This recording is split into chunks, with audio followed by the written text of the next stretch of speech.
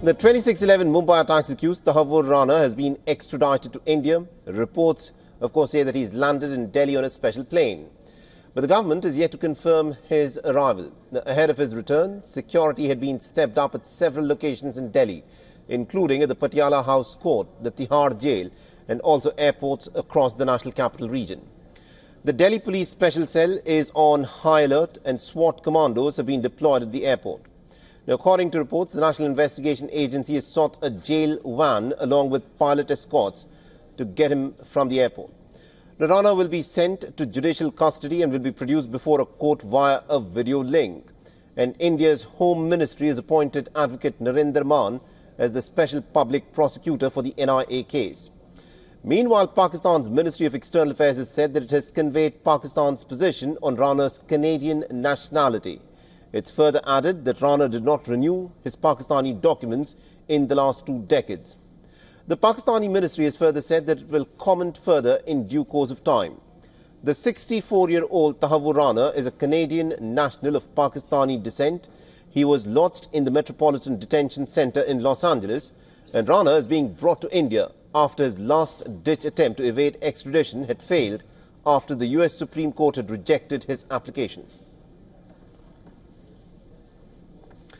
To give us more perspective in terms of what will happen from here on, we are joined this broadcast by Dr. S.P. Ved, who is a former DGP of Jammu and Kashmir. Dr. Ved, thank you very much indeed for taking time out and speaking to us here in WION. Let me in fact start off by asking you this. Now that Tahawwur Rana has been extradited and brought back to India, what happens from here on? How does the investigation proceed? Namaskar. See, after his arrival, I think the procedure would be he will be taken for medical examination first to a government-recognized hospital where he will be medically examined, and after that he will be taken to the place whichever the authorities take a decision where he will be put to joint interrogation by team of officers from the NIA, from Intelligence Bureau, and from CBI, and maybe Mumbai police officers also join. After the interrogation, I think there are many links which need to be joined. As we know, Mumbai attack was a very well-planned attack where, he was part of the conspiracy with David Coleman Headley, right, an American citizen.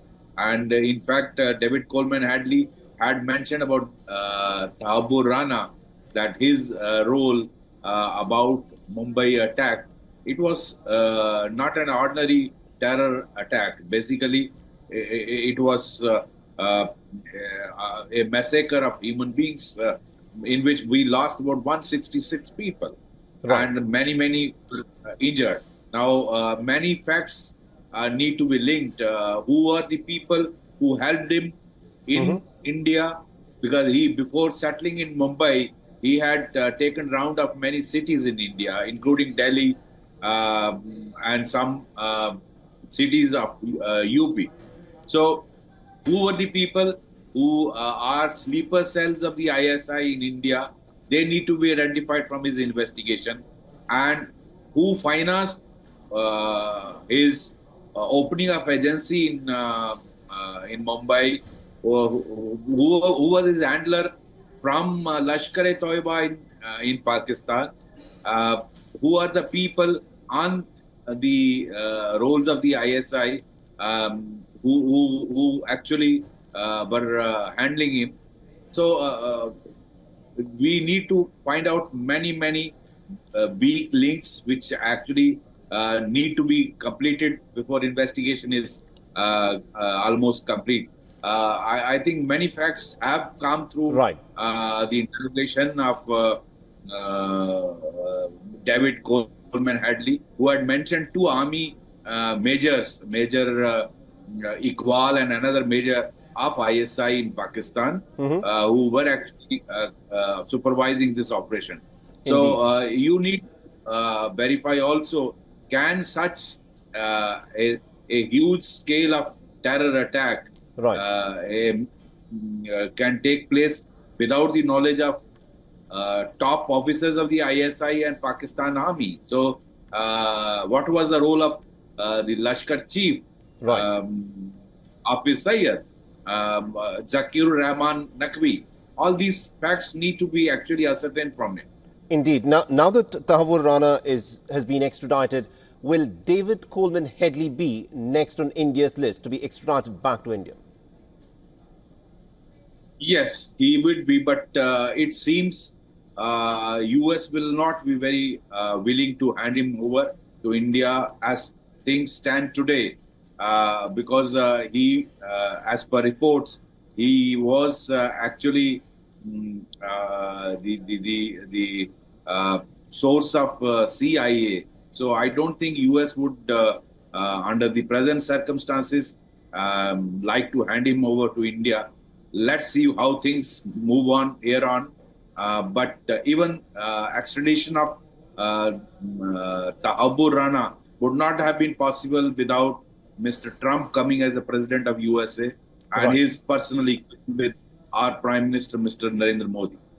Indeed. Now, a lot of questioning will, of course, be done in the case of Tahawwur Rana. In your assessment, what new information could come through? Because the Indian agencies themselves have been investigating this terror attack that took place way back in 2008.